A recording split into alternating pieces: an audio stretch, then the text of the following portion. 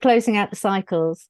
And in this video, I will be discussing some personal aspects that I've been going through in the hope that it helps you to understand a few things about closing out cycles. And we're going to discuss the 5 key points that are needed to complete and close out that cycle and project yourself into a future that you are wanting, desiring, dream of. So without further ado, let's get into it.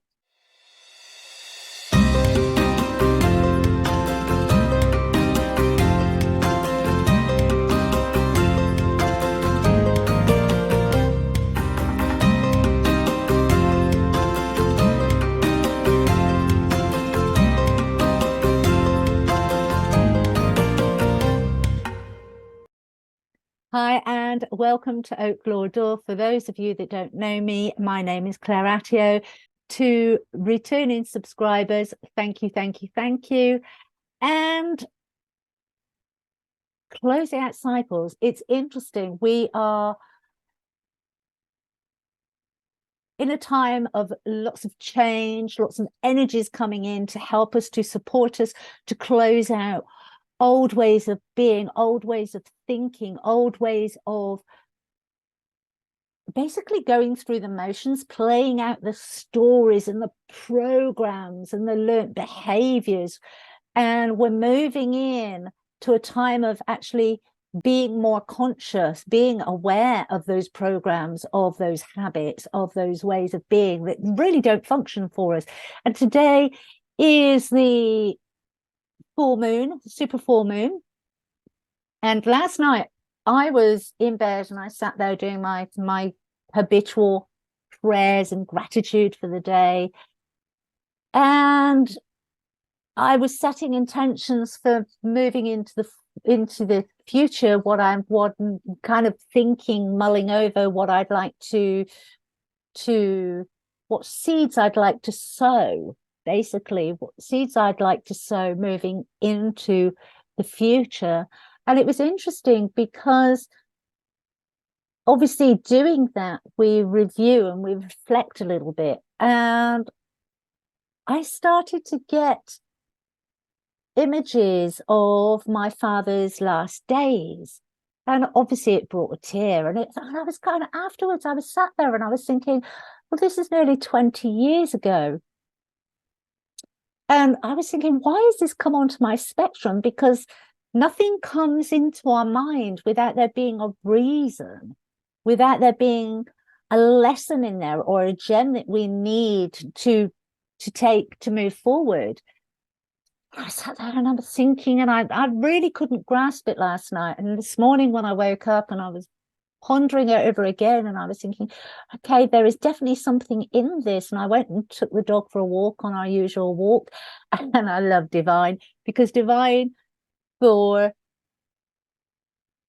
all intents and purposes, always orchestrates everything. And as another spiritual soul and a soul sister, was actually walking her dog at the same time, and we managed to have a few moments of speaking. And it was in those moments that it dropped in. I was saying, and it's the fact that the cycle that I'm breaking now started with the death of my father, and the road it took me down in my grief, in my sorrow, and the things that I manifested, the challenges, the heartache, that being in such deep sorrow and not having or giving myself the space to actually work through that as a grieving process.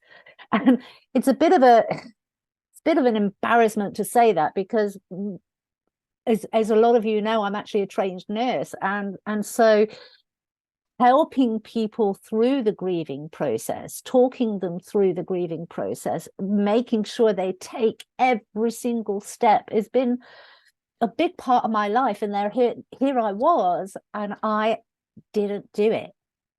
And so that meant the last 20 years of my life, or almost 20 years of my life, has been a process of really sorrowful manifestation.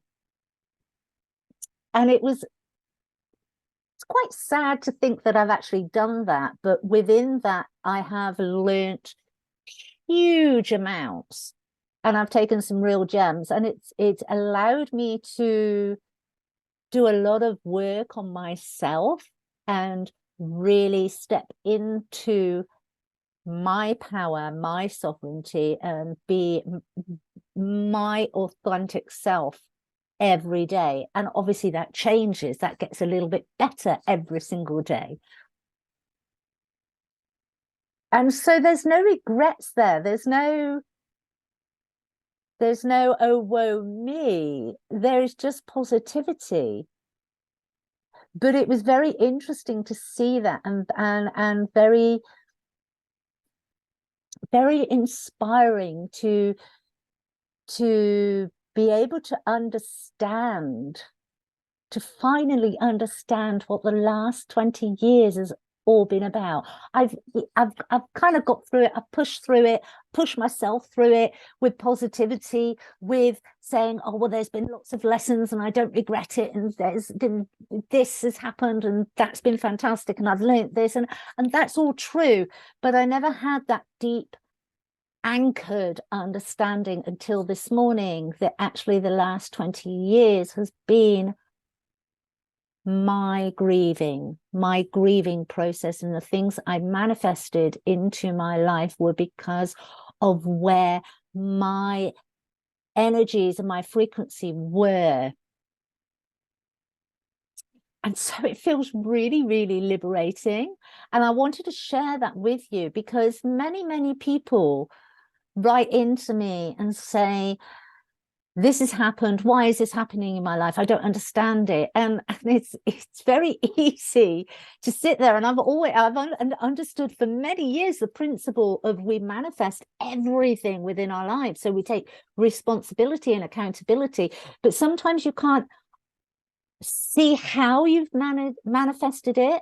And it was only this morning when I had that sudden realization that, wow, yes, this is a cycle, this is the completion of that cycle, because of how I've worked through that and how I've changed my mindset and how I've done the introspection. And some people will say, well, that's ridiculous for it to take 20 years. And maybe I'm a slow learner. I don't know. It took 20 years, and I'm going to honor the fact it took 20 years for me to keep moving through that, and to be able to finally fully comprehend what was going on there and why it was happening, and to honor that. Now, I would never, if you had asked me 2 days ago, was I still grieving for my father, I would say no. He walks beside me every single day. I don't miss him because he is with me. And yet, on a much deeper level, on a subconscious level, there were aspects of the support that he actually gave me as my father that I obviously grieved and I was searching for, rather than learning to give them to myself. And this is where sovereignty really comes in. This is why sovereignty is really important, is to understand what needs do we have that we are not feeding independently, because that's when life starts to go awry. That's where it starts to bring in challenges, because we're seeking it from outside of ourselves, and then with that we have expectations, and the expectations are just a road to disaster. So I shared that story in the hope that it helps you, and I'm going to share with you the 5 fundamental steps to closing out a cycle. We have got the energies with us. I've talked about the 7/7 portal, and those energies are still with us. They're still very powerful. We've had the new moon. We've now got the energies of this full supermoon. In 8 days' time, in a week's time, we've got the energies of the Lion's Gate fully open. It's already open. It started opening on the 26th. So we've got lots and lots of energies with us, desiring us to close out these cycles so that we can co-create a better future for everybody, a better future for us all, where we're working from sovereignty, where we're not working from the programs, where we're not seeking things outside of ourselves, and we're creating from a place of sovereignty, creating from a place of deep, deep personal understanding. And when we've got that deep personal understanding, that's when our gifts can come forward. That's when we can actually really harvest and share that harvest of those wisdoms, of those gifts, whatever they are, they will be of positive benefit to humanity, to the planet, to the future.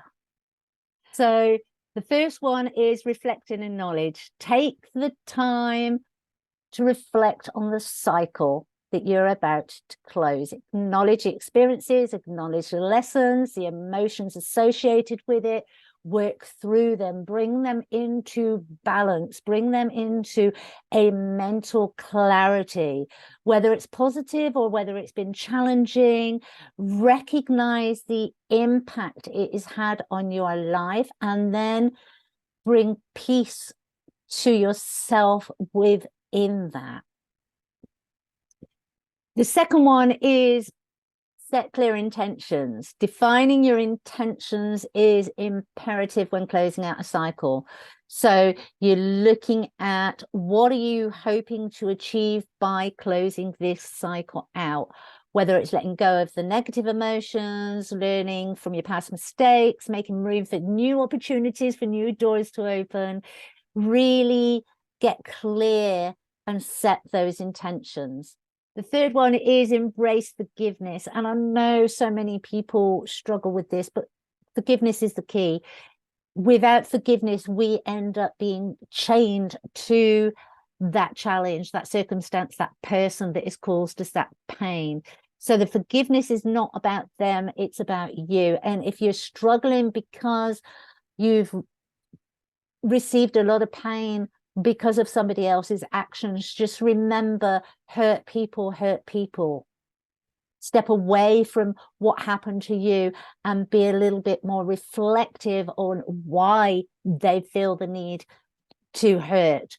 And that often helps. It doesn't justify it, it doesn't condone it, but not being able to forgive really is going to keep you stuck. So forgiveness is a massive one to master.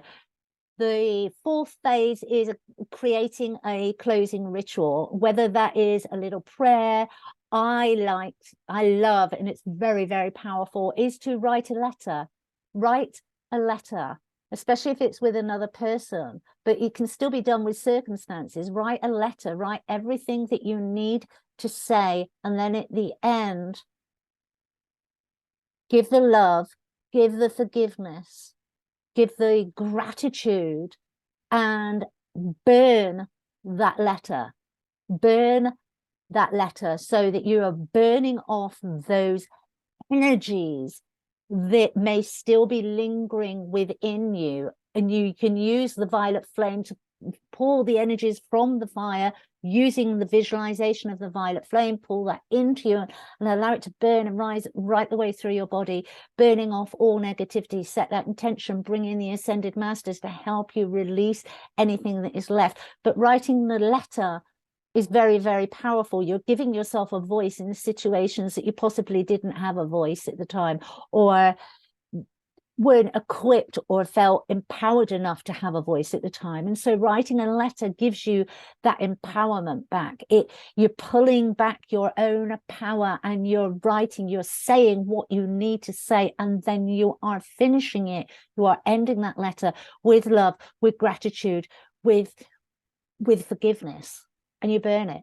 You let it go. That is it. It's done. It's over. Gone. And the last one is make your future plans. You're closing out the cycle. So what are you making room for? What would you like to manifest? And get really clear on that.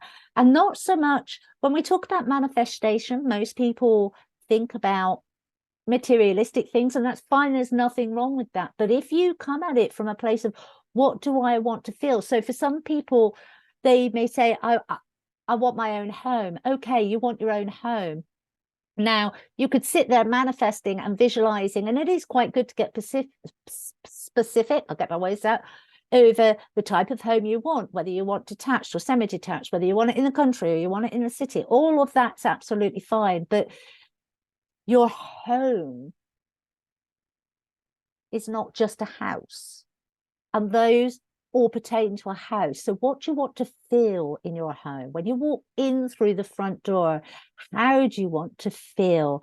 What energies do you want to manifest within that home? Are you wanting laughter? Are you wanting peace? Think about how you want to feel as you walk into each room. What is it you're wanting? What is the environment that you're wanting to create, that you're desiring? And obviously I've used home as an example, but you can use that with everything. So if you were looking for a new job, what do you want to feel in that job? What are you wanting to emotionally gain from that job? And so those are the 5 phases that you need to be considering when closing out a cycle. And I can guarantee you, yes, some of the signs and some of the signs are so subtle. As I said, it took another spiritual soul just quietly holding space for me this morning, and it dropped in with seconds. Sometimes we just need to be able to vocalize to another person rather than vocalizing in our own heads. What do you need to be able to get the clarity over what that cycle was about and why you're wanting to close it out, why you're closing it out, and what you're opening, which door you're opening next? And so I'll leave you with that. If you have taken value from this video, please like, share, subscribe. Until the next time, bye-bye.